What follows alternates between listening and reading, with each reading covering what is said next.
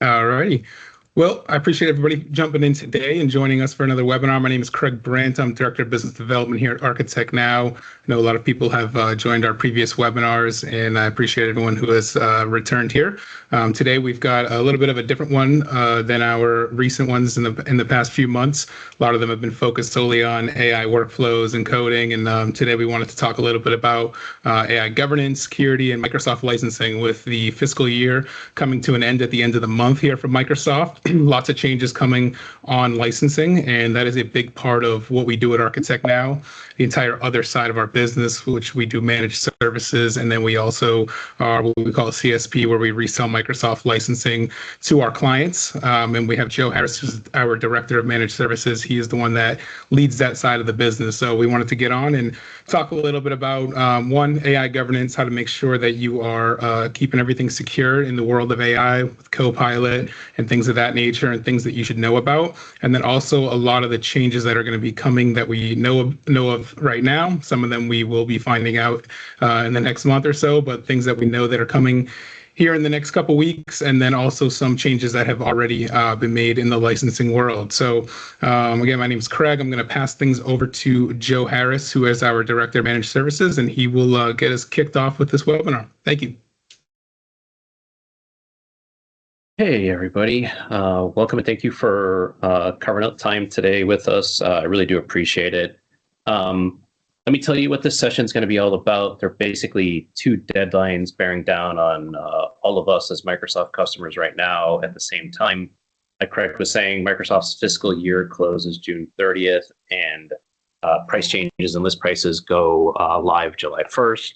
On top of that, most companies are running Copilot, or they're about to think about using Copilot, without the governance set up behind it to back it up, right? So my goal here for the next 45 minutes, hopefully we leave 15 minutes for some Q&A. I want you walking out with a couple things, a clear picture of where the governance gaps are for just about every company out there, the specific Microsoft tools that help close them, and the one licensing decision you'll want to make before the end of the month. Everything I'm showing you comes off of, Microsoft public pages here. In the slides, you'll notice the links to that public-facing Microsoft documentation. So feel free to double check it if I've got any of it wrong, or you got any questions about it. You can feel free to reach out afterwards, or let me know if I got anything wrong. But yeah, let's get right into it. I'll do a little quick intro of just, more about me. If you don't know me already, my name is Joe Harris. I run our managed services division over here at ArchitectNow. What that means day to day for me is, this is the stuff I live in, right? Helping customers pick the right licensing, right sizing their Microsoft stack overall, helping customers implement solutions and modernize. Not here to sell you the most expensive license Microsoft has to offer. I just want to help you buy what actually fits for your organization. You can skip the rest. So let's dig into it. Before we get into all the what's changing stuff licensing wise, I want to plant an idea in your head because it really runs through this whole talk. And it's right there on the screen. Think about governance first, the licensing second. What I mean when I say that, the mistake I see people do all the time is they jump into okay, what license do I need? Are we going to buy E3 or are we going to buy E5? And that's just, I think it's starting at the wrong end of the conversation or the problem. I think first you have to figure out what you actually need to protect first. And then honestly, the right licensing kind of falls right out of that on its own, right? Because if you lead with the product code or the SKU, you do one of two things. You either overpay for a bunch of stuff you never switch on, or you leave yourself exposed in the one spot that actually really mattered and you never really thought about, right? So we're going to go in that order. What's the risk, then what fixes it, and then what it costs, right? So you could just remember risk, fix, cost.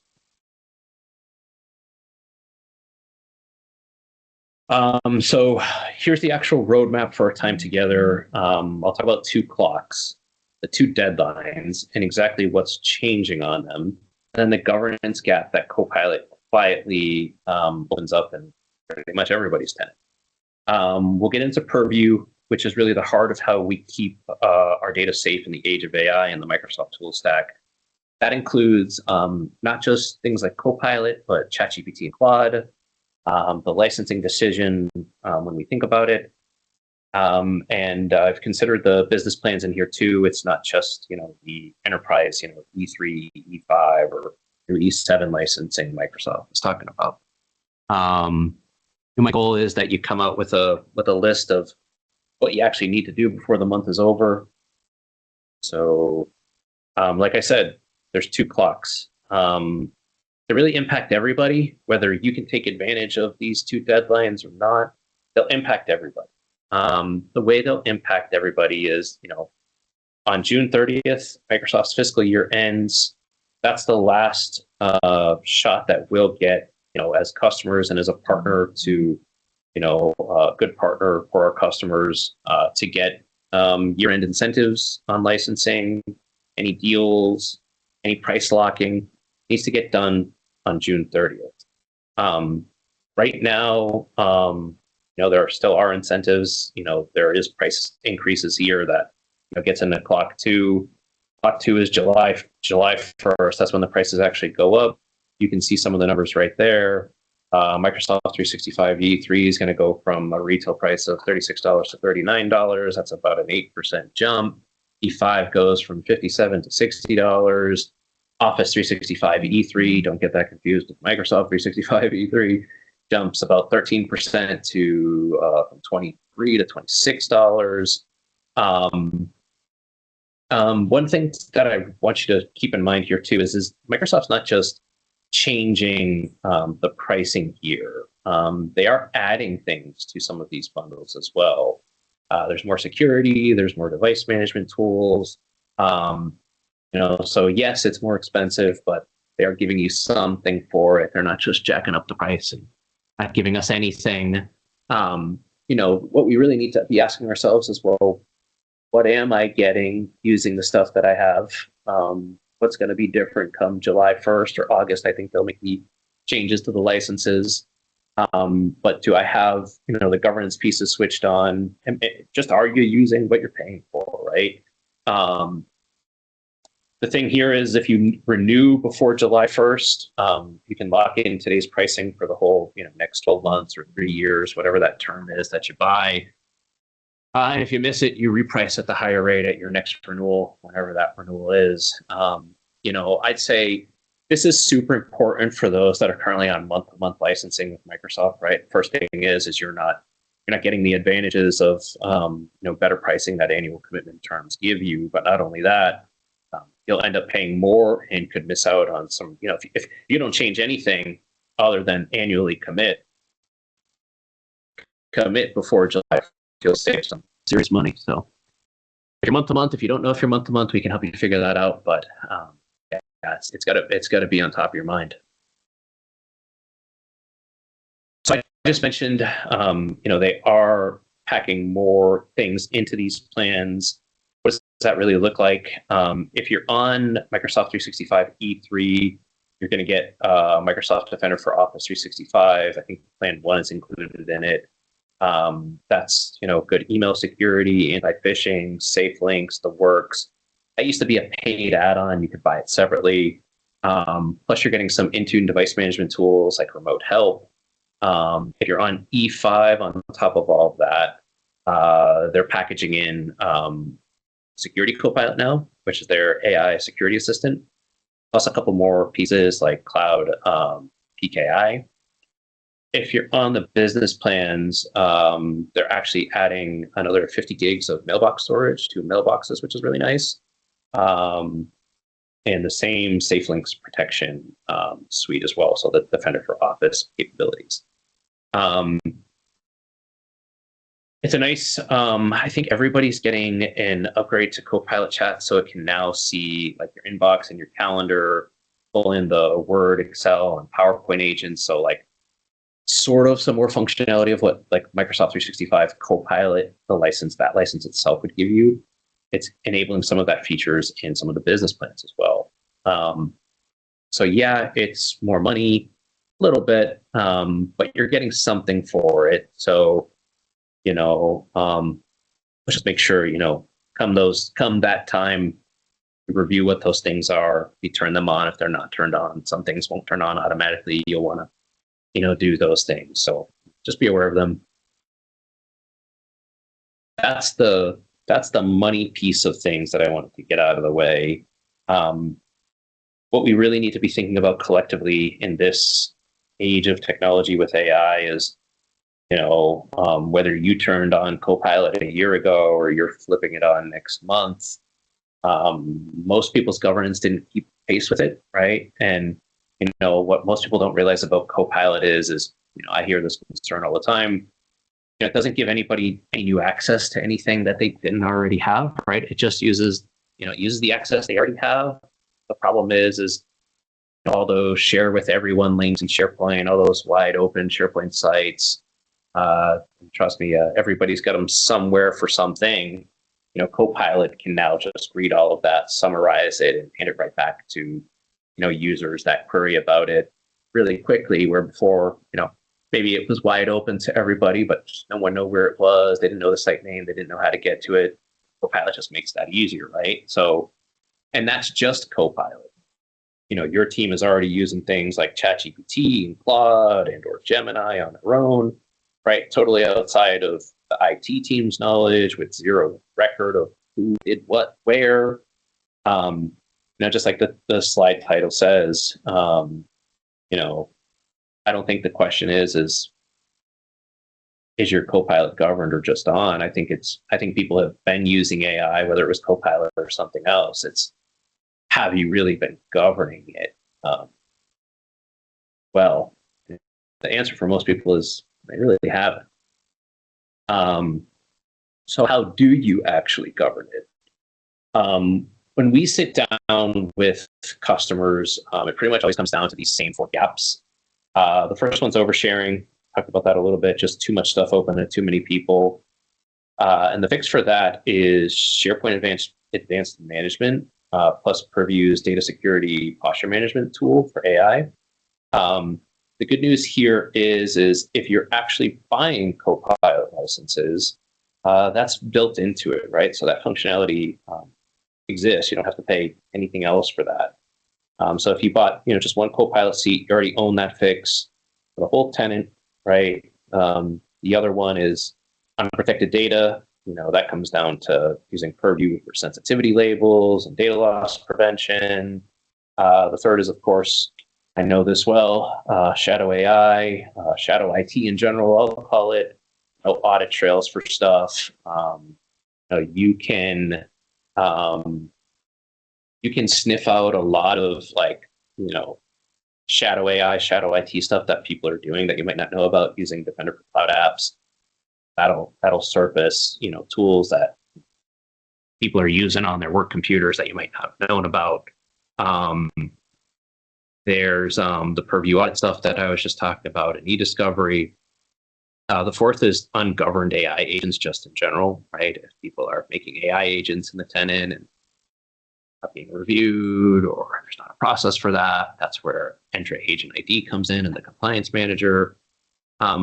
Notice kind of like what I'm talking about here is I'm talking about the problems first. I'm not talking about the problem in the tool. I'm not leading with what SKU fixes this, right? So I'm thinking, what's the risk? And then, well, how do I fix it, right? And this is just as important. I don't want you to think this is, ArchitectNow's clever way of slicing all of these things up. It's really not. This whole structure comes straight from Microsoft. They've already written the playbook, so to speak. They've actually got a name for it.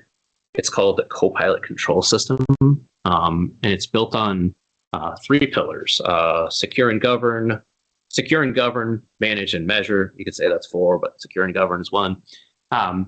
Now, the 4 gaps that I was talking about, that I just walked you through, they all live under that very first pillar. And the play here is simple. You discover, then you protect, and then you govern. The engine that runs the whole thing is a tool called Data Security Posture Management for AI. It scans, your SharePoint sites, tells you exactly what you're oversharing, how you can fix it. It gives recommendations, kind of like, think of it like I don't want to call it one-click fixes because it's not always a one-click fix, but it surfaces those problems, gives you a remediation path, can automatically remediate those things if possible. Why that matters. Microsoft just made the data loss controls for Copilot generally available. So the bar's kind of moved, right? Microsoft expects you to have the guardrails behind your Copilot.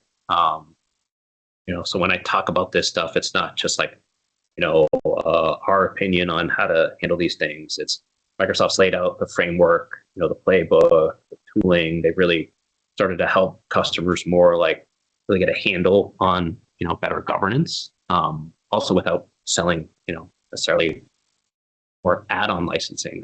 They're building and investing in the, just regular Copilot licensing itself to help with that governance.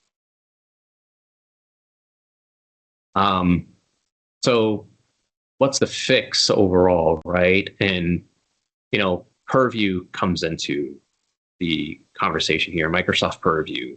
I want to flip how you think about AI risk, because I think, I don't say everybody's got this backwards, but sometimes people think about it backwards. With AI, and it's, right there on the screen, the thing you're protecting isn't the model, it's always your data, right? Whether that's Copilot, ChatGPT, Claude, they can only ever see what the person using them can already see.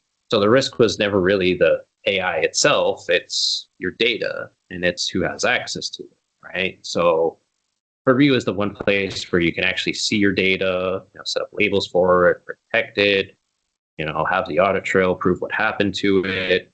Not just inside M365 either, but across the board if you use, other tools for storing your data. There's integrations for Purview to help with that.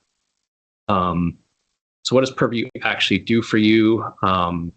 Really what it comes down to is the four things, and they're on the screen there. It discovers that data security posture management tool I was just mentioning, shows you, exactly where your sensitive data is bumping up against AI. It helps protect it. That's the labels and the data loss prevention policies, keeping Copilot from surfacing into stuff that it shouldn't. It governs it. So every prompt and every answer, you can set up audit logging for that. You're under certain compliance, you might have legal reasons why you need to, perform those, audits and logs, and that helps you with that. It proves that there's, a piece called Compliance Manager that maps out all of this back to the big AI risk frameworks, right? So the Compliance Manager can help you maintain compliance for whatever frameworks you're needing to be compliant towards.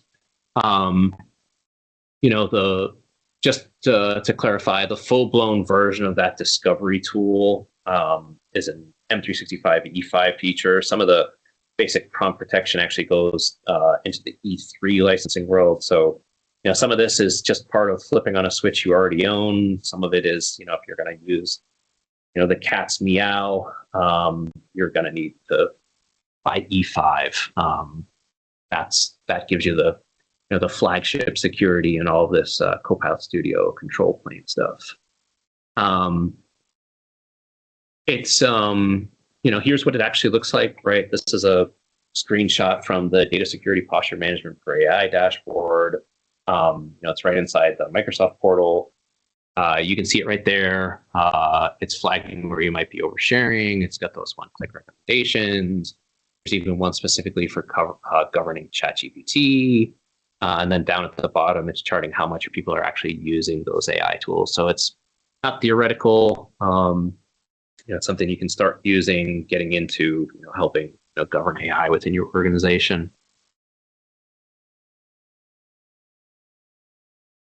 This is the slide I really wanted to talk about here, and a lot of people don't know about this. I learned about it not too long ago myself. So a lot of people are using ChatGPT. If you're not using Copilot and you don't pay Microsoft for Copilot, people are using ChatGPT and Claude. If you're not using either, I'm surprised.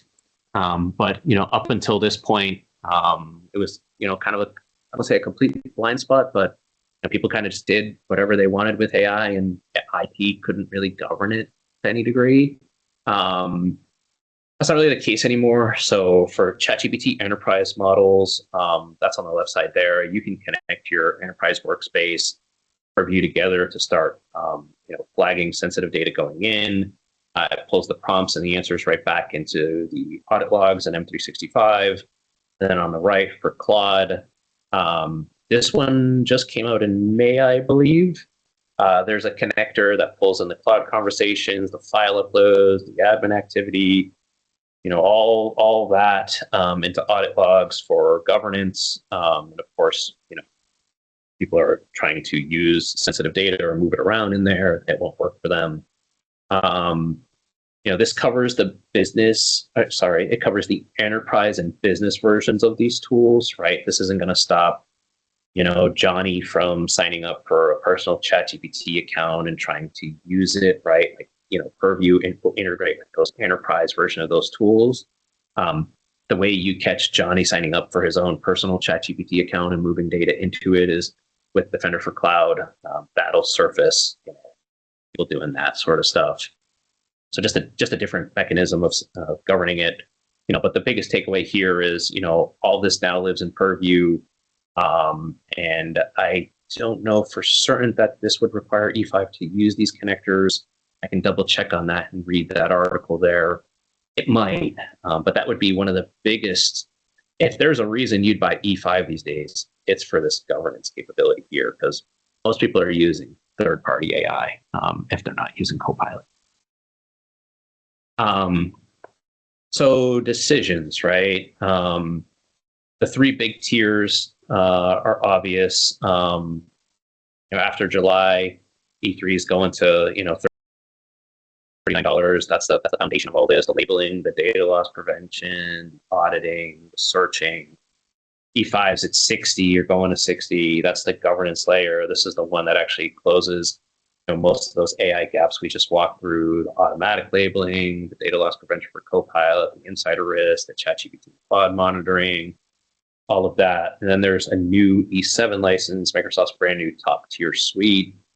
It'll start at $99. It just came out May 1st.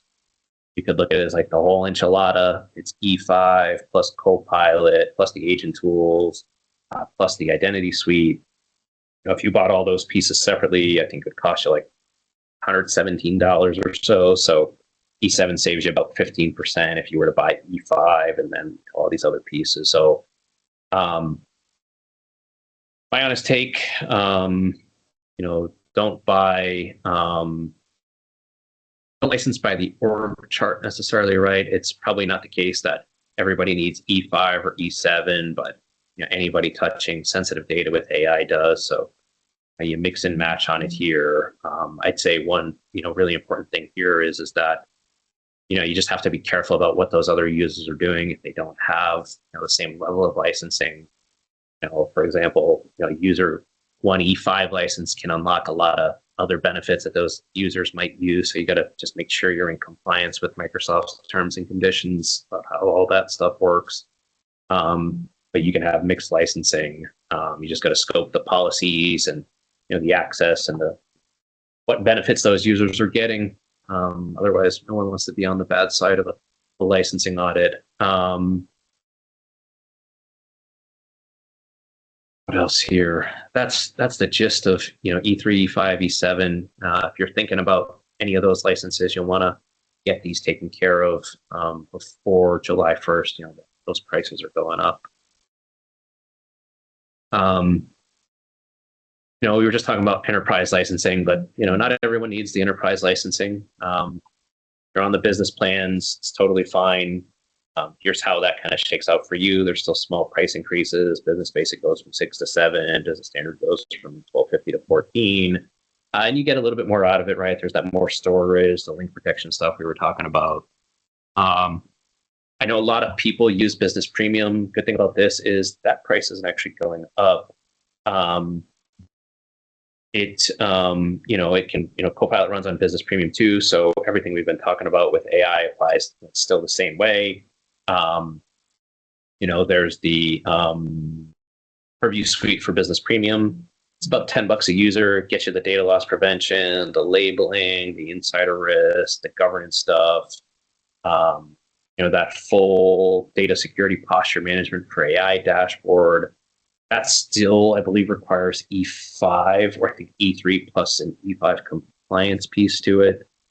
So if you're deep into the AI and the Copilot world, maybe the smart play is put folks on business premium plus that Purview suite add-on, and then, bump the people that are dealing with sensitive data and using AI heavily to probably an E5 license.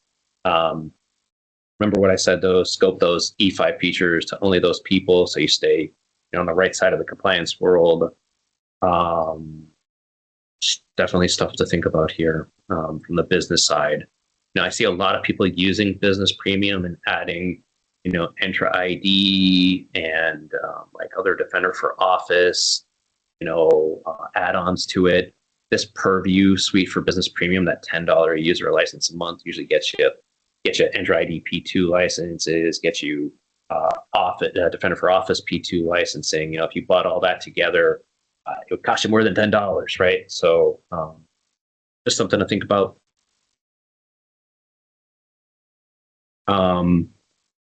So before we get to, what do I actually do part, I just wanted to put all this on a page for you just so you have it. You're going to take a screenshot today of this PowerPoint, which we'll be sharing later.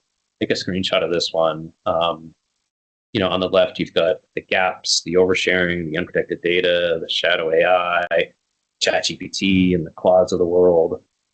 The middle is the Microsoft tool that helps close that gap.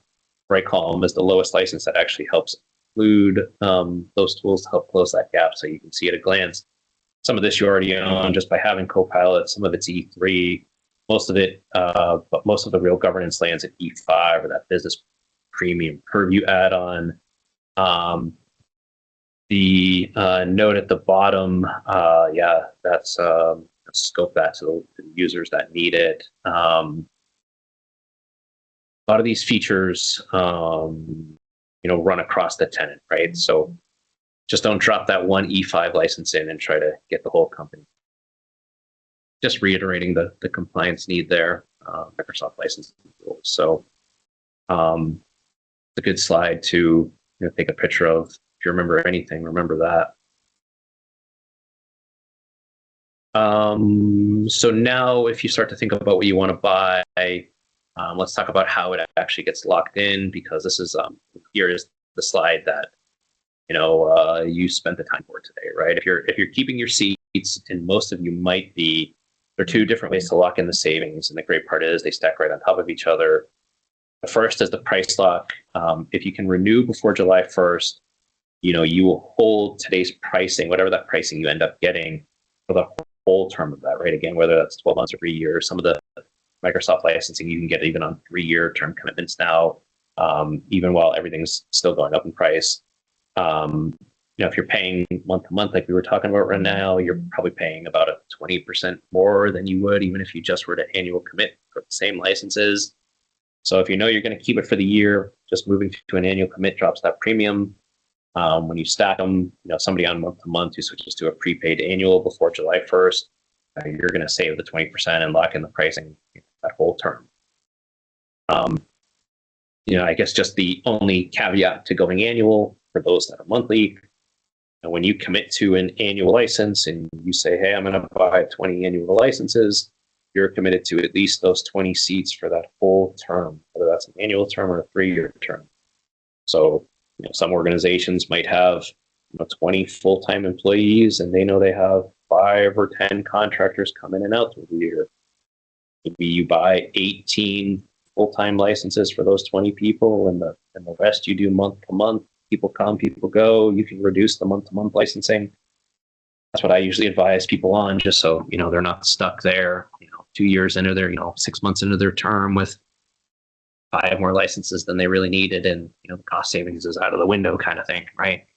Got to be strategic with it. You got to be smart. So just think about that before July 1st. This is very important, especially if you're month to month, or if your annual renewal is coming up anytime here in June, or really anytime in July. You could cancel the old existing annual subscription commitment that you have, lock in a new one for July 1st. reap the savings again for a whole another, 12 months, if not more, right? So that's the goal. So what do you actually do now in the next couple of weeks? If you have the licensing and you have the tools, turn on that data security for posture management tool. Run I think it's a free, I think you can run it. If you don't have the licensing, I think you can actually do a free scan, actually. I'm trying to remember. I don't think it costs anything. I think that's Microsoft's way of trying to get you to buy more licensing to, try to surface some value there for you, right? So start to contain some of that stuff after that scan, right? Start looking at those sites that it mapped out as, possibly being overshared. From that discovery, you might want to line up your licensing against the gaps that were discovered. Then you have to decide, who is going to get, say, business premium with the add-on. Maybe you want E3 or E5 for certain, business units. And then it's just lock it in, right? Get your renewal done before July 1st. That's the game plan here, right? That's what we're here to talk about. We're here to talk about, Copilot, AI, governance, gaps, how you start to solve them, Microsoft licensing price changes. And we're here to help you get it right. I'm sure there's some people here on the call today that work with us today. If you don't work with us today in this, this is exactly the stuff our teams are doing, together for our customers, right? The gap assessments, the right sizing, the policy scoping, the renewals, none of it's new to us. If you're new to us, this is just a little bit of, who we are. Craig got into it a little bit. We're a Microsoft solutions partner.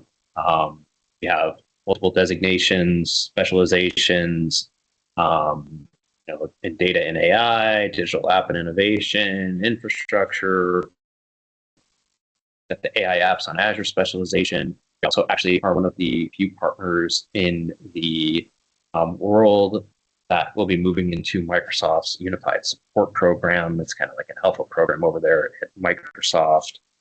We have our Microsoft Support Services designation, a service desk behind all of it. But I don't want you to walk away with, just our logo here and about us. It's,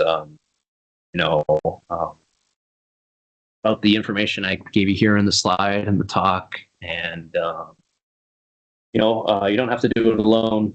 If you don't work with a Microsoft partner today, there's just inherent benefits of working with one. If you're direct with Microsoft, you're leaving money on the table. If we as a Microsoft partner can get you better pricing. And the other thing is we're just here to help you just in general, right? We don't charge for advice, generally speaking. We're helping people, guide people in the right way, right? So, I don't want to say that's it for me. I feel like I talked very fast here, although it says we've been in here for 45 minutes, but I've been in here for 45 minutes and it's only worth it. So, here's the last slide we've got here, right? So, if you found it helpful, the best next step for us is to, book an assessment with you if you're interested. We can actually, review what you see. We don't need access ourselves. If you have the access, we can go in there, give you our perspective before June 30th. But you can schedule a call. We'll look at gaps. We'll look at right sizing your licensing. We can help you lay out a clear path to lock in your price and pricing, what that price is. So that's that first book your assessment link there. Second one is our next webinar coming up here. Craig here is actually doing, I think it's from pitch to prototype, it's called, on June 24th. So coming up here pretty quick. And, I'll say that's it. We've got plenty of time here for questions if people have them. The one thing I hope you walk away with here is, the price increases are coming no matter what you do. The only question you have to ask is, can I make a change before the price increases? Do I have the right licensing? What am I missing? Start to think about that, and we're here for you otherwise. So I think we can unmute people for questions. You can ask them in the chat. I haven't been looking at the chat. I don't see nothing. So, I'm here for you. I expect some question. You guys got, Craig, you can feel free to moderate.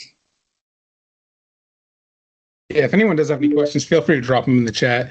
And then, of course, you can always reach out to us directly.